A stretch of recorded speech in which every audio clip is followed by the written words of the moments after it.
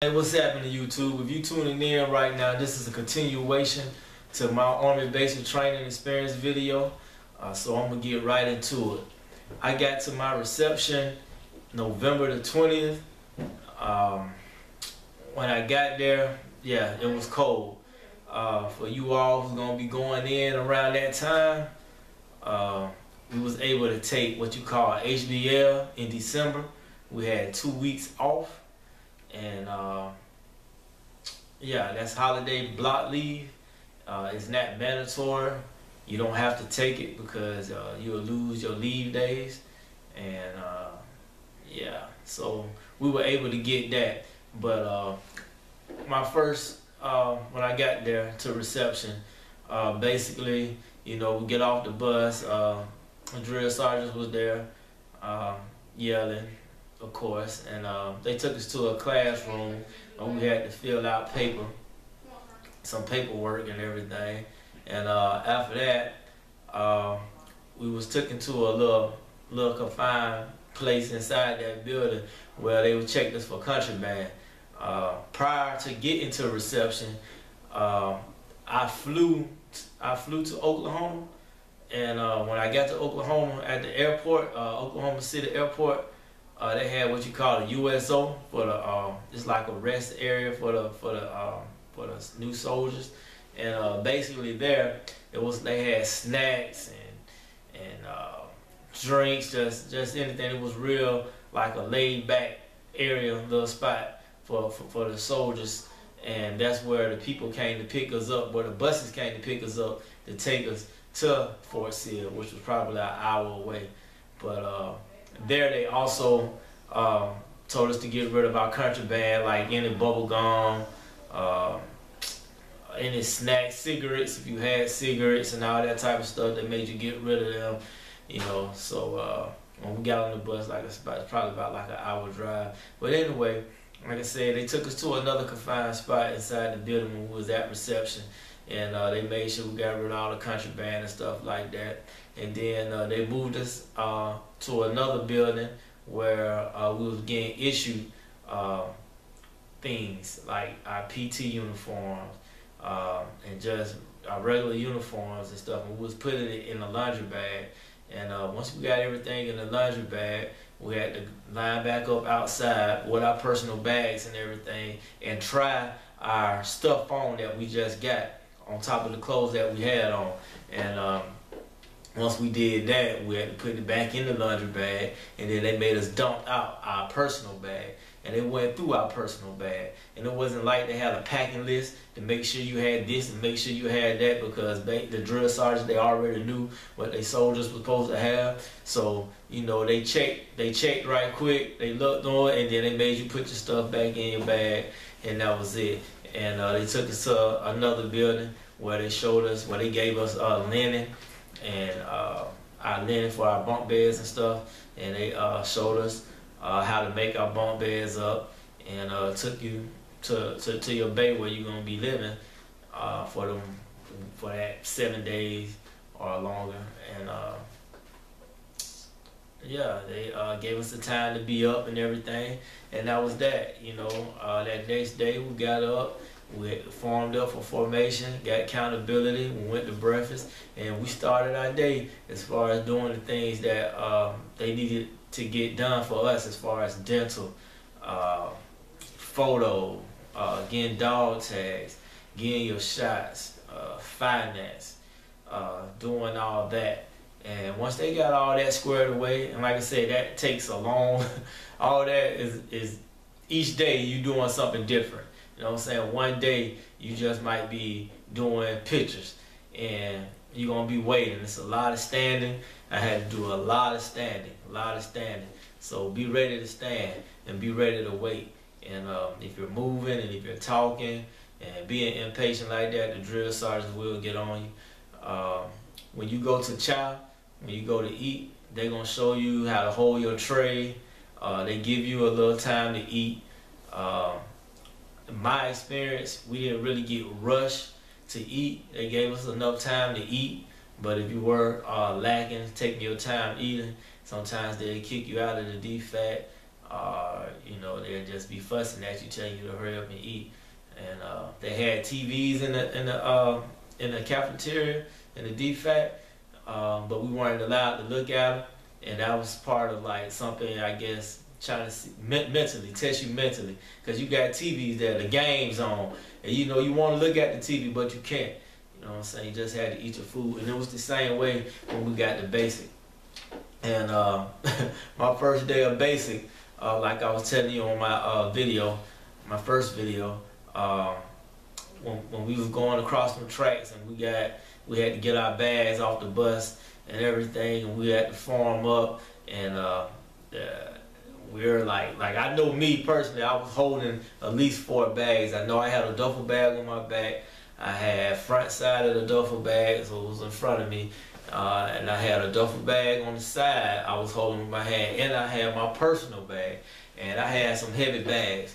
And so I was sitting there, was in formation, the drill sergeants, they telling you about, you know, being, you know, when you see a drill sergeant or an NCO, non-commissioned officer, supposed to go to parade rest and all this stuff, they telling you things that they want you to know. So, you know, but it was a lot of drill sergeants.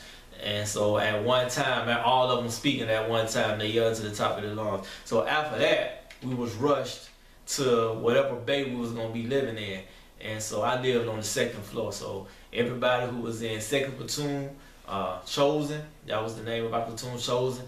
But we was rushed upstairs, and we had to drop our bags. And I didn't have my bag. I just know I didn't even have my personal bag. Somebody else had my personal bag. Cause like I said, they just made us grab bags. And so our bags were labeled though. And so just the first thing that we went through, we was in the bay. All the windows was down, so it was kind of hot. And the drill sergeant was like, "I'm gonna give you 30 seconds to find your bag." So boom, everybody rushing. We're looking, trying to find our bags. And then he made us get back to whatever position we was at, like towing the line.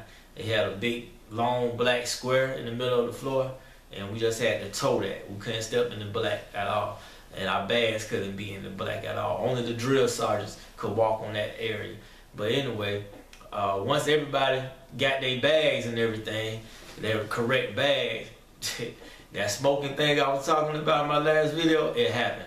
We got smoked in the inside, and it was ugly. It was ugly.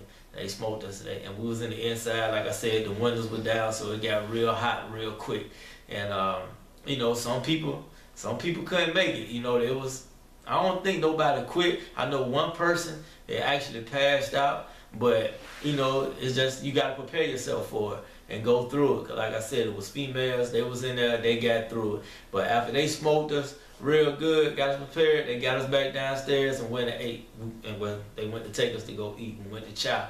And that was the experience I'll never forget. Cause like I said, somebody actually did pass out while I was doing push-ups and everything.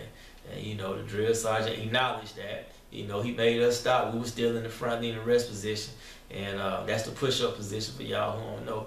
And he made sure that soldier was okay. And then he got back to doing what he was doing, giving us that corrective training.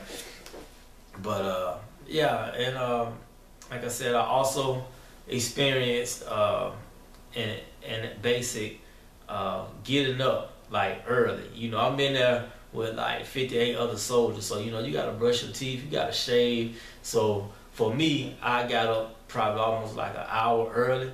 You know what I'm saying? Just to get up so I won't be rushing and won't be in all that chaos like that. So that was a trip, and I had to deal with people that weren't clean. You know, didn't like the shower. But the first 2 weeks we had shower drills.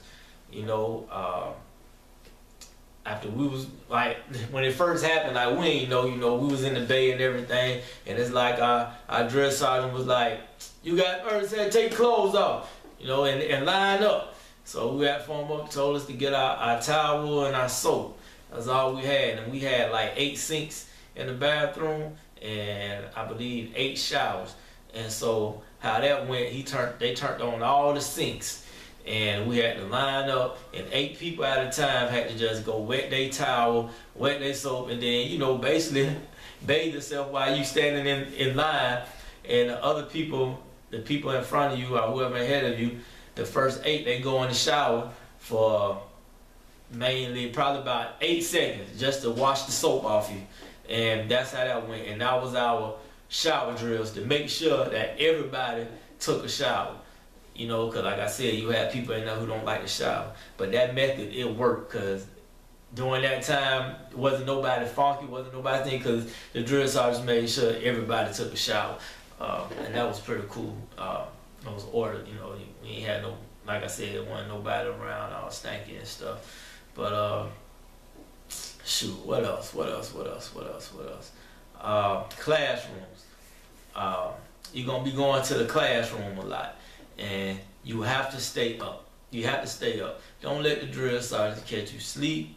That's like #1 disrespect. They take that, they hate that. If you fall asleep while they up there instructing the class, it's other drill sergeants in the back of the class, and they gonna make you get up, make you go back there, and you gonna get smoked, and they gonna have no mercy on you, you know. And everybody gonna be hearing you breathing hard, cause they gonna be they gonna be getting you the business. They gonna be giving you that corrective training, a little preparation, what they like to call it.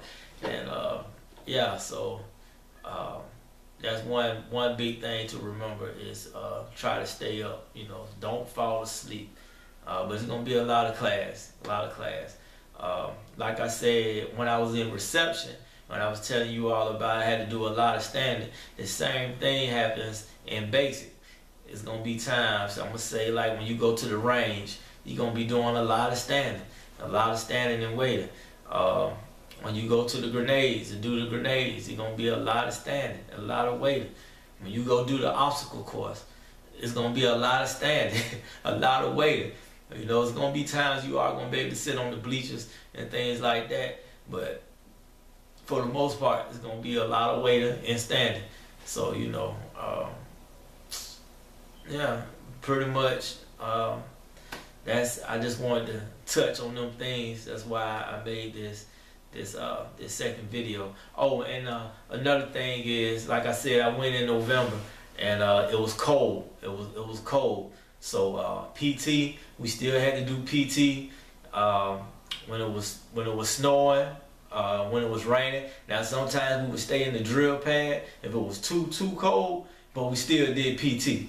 You know what I'm saying? No matter how the weather is, you had to do PT. And you know, they had us out there. It was cold.